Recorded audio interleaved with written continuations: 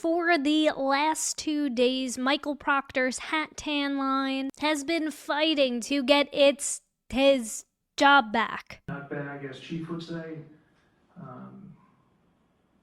I also respond with, she's got a leaky poo knot, leaks poo.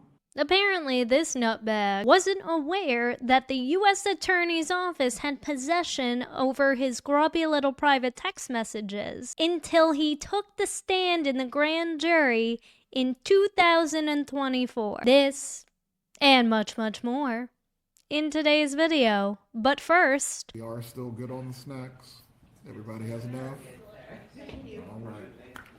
Headed back to Costco this weekend if need be, but let the bailiffs know.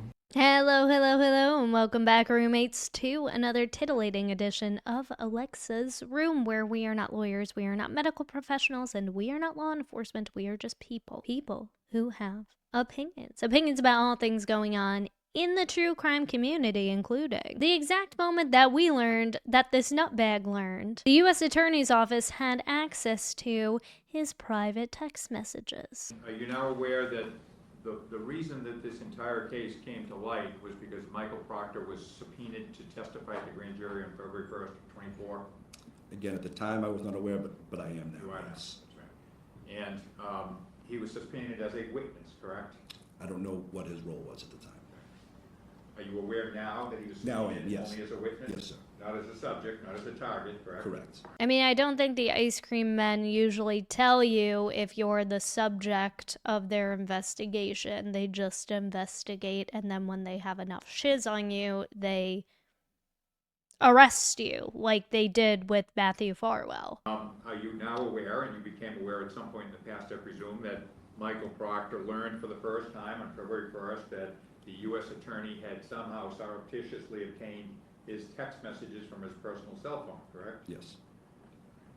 And then he learned for the first time that they had those text messages on his personal cell phone, correct? Correct. Surprise, bitch. Bet you didn't see this one coming. Oh, to be a fly on the wall when Proctor was sitting in the grand jury stand, and then boom, they just dropped that shiz on the frickin' stand and ask him about it. I bet along with hearing a pin drop in that courtroom, you could probably hear his sphincter slam shut like a car door in Central Islip. So Chip and his leaky balloon knot, Daniel Moynihan, continued cross-examination of Lieutenant Dwyer, who was in charge of handling Proctor's internal affairs investigation. And during Damn Daniel's line of questioning, he was alleging that the MSP already had their mind made up about Proctor prior to conducting a formal interview with him. Detective Lieutenant Dwyer Sheet, who we just saw in the previous clip, confirmed that the internal affairs investigation on Proctor was a priority. So then he follows up with, And so this document has 8 pages, correct? The draft report. Yes, sir. And on page 6, you have conclusions, correct? I do. So you had conclusions already drafted on page 6, 8 days before Michael Proctor was interviewed, correct? As a draft, but I gotcha. believe, Yeah. if I could, Yeah, go ahead. I believe I also, in somewhere in one of the emails, I specified that any conclusions that I drew was based on information that I knew at the time, and it was pending the results of Trooper Proctor's interview. wonder if they have a copy and paste template for these things. Damn Daniel also asked Dwyer Sheet, as an experienced homicide investigator, who are the people or the entities that usually show up to a crime scene? And so when there's a homicide, it's necessary for a lot of state police units to appear at the homicide scene, correct? Usually, yes. Who are those units that show up? It could be anyone from the SPDU to crime scene services. If a firearm's involved, ballistics, the crime lab, it could be a number of units, sir. The lead investigator, cough, cough, wink, wink, butt scratch, butt scratch. And so is it reasonable, is it also fair to say that the local police show up at the homicide scene? Yes. And there would be EMTs there? There could be, yes. possibly, and fire departments possibly? Again, possibly, yes. And so in this particular case, we're talking about Karen Reed, is it fair to say that all those units were probably there at the scene that morning?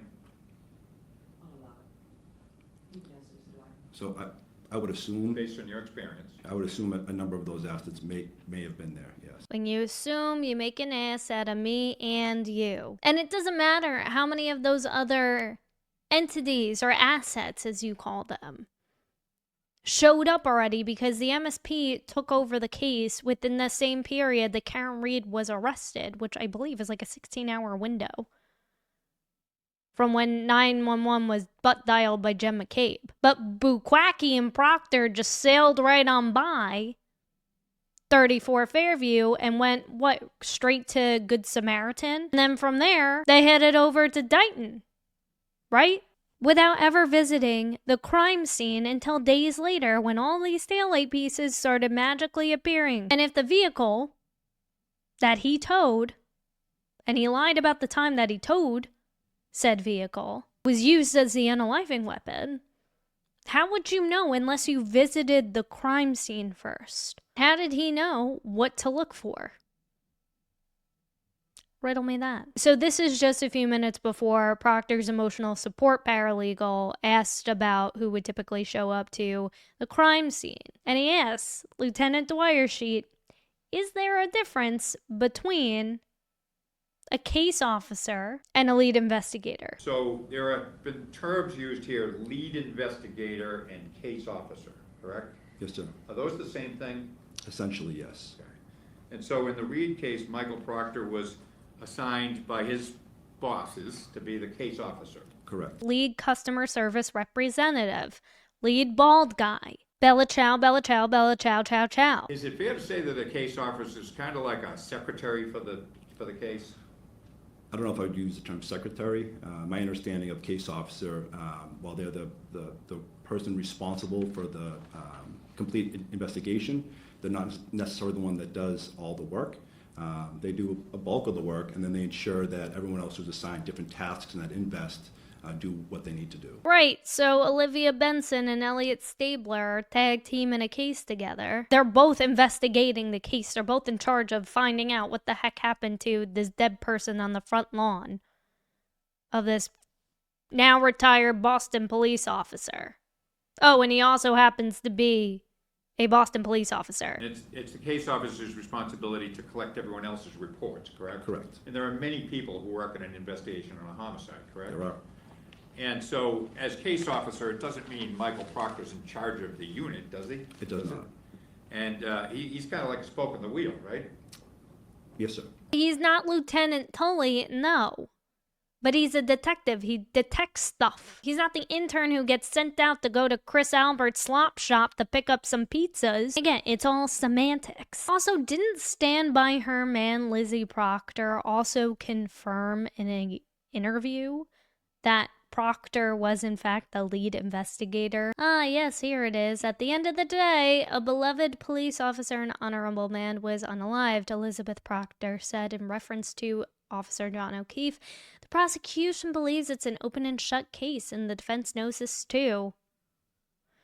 So their tactic is to put my husband, the lead investigator, on trial for sending texts on his personal phone to his friends and family. Yeah, that's what I thought, Elizabeth. I mean, do you really think a woman like this would just settle for any ordinary bald guy? No! He's got to be a detective. The lead customer service representative. Otherwise, she'd be married to Chris Albert. And then comes this little zinger from Damn Daniel. And the statements that we're going to look at here, I'm not going to go into detail on, but these were made in a private setting, correct? Yes, sir. And you would agree that you and me and everyone has an expectation of privacy on your personal cell phone, correct? As a citizen, but as police officers, we have a different expectation. Oh, you're allowed your privacy, Proctor. Trust me, nobody's trying to find your nutbags on your phone. But not when you're talking to your family and friends about official police business, Chipotle. Didn't he also send the Facebook profile of John O'Keefe? Am I remembering that correctly? So you're divulging information about who the victim is before it even appears on the news, where he was found on another cop's lawn. Like, that's all considered evidence. Then you're talking about the girlfriend, Karen Reed, and personal information about her, which how else would you know about Karen Reed before all that? Like, it just, that's the problem. But we did say earlier, did we not, yesterday, that there's no state police policy governing personal conversations on a personal cell phone, correct? There is not. Objection. That's misleading and it's mischaracterizing the testimony.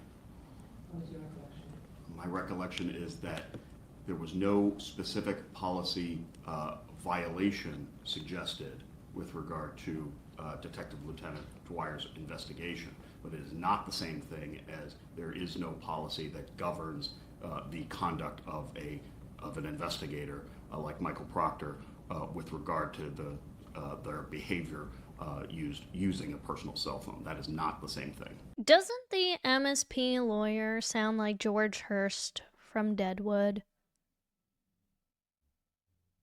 Deadwood fans, anyone? He's essentially saying, oh, I shouldn't get in trouble because there's no specific policy in place stating I cannot divulge X, Y, and Z information about an investigation I am conducting to people who are not involved in this case. If he were on judge duty, he's the cheating husband who got caught out and is now pissed because he got caught. He doesn't regret doing any of this, because if he did, he wouldn't have done it in the first place. So anyways, it looks like Proctor is not going to be presenting his case until October for some reason. Maybe he's got another vacay to go on. Who knows? Who knows how he can even afford that to begin with, but all I know is that's pretty interesting timing, considering that is when Brian Walsh is supposed to be heading to trial. And while Proctor's having arguably some of his worst days, unless he gets a thrill out of this public shaming, it looks like Elizabeth Banks is going to star as Karen Reed in a limited series, which is also going to be produced by one David E. Kelly, who is the husband to Michelle Pfeiffer, who happens to be my favorite actress of all time. And he produces really, really good shit. Yes. But the question I want to know the answer to is, who is going to play Julie Grant's forehead? And with that said, if you enjoyed today's content, make sure you hit that subscribe button. Make sure you hit that notification bell so you don't miss the next video from me. And make sure you hit that like button, because that tells YouTube algorithm that other people might want to watch this thing too. And it's fall around here, right? We got to spread all those good cozy vibes as we start hibernating back into our ugly sweater weather. Maybe this will give Proctor a chance to even out his hat tan line. One can only hope by that next October hearing. Thanks so much for watching, and until then... Did you call her fat? No, I was calling her a bitch.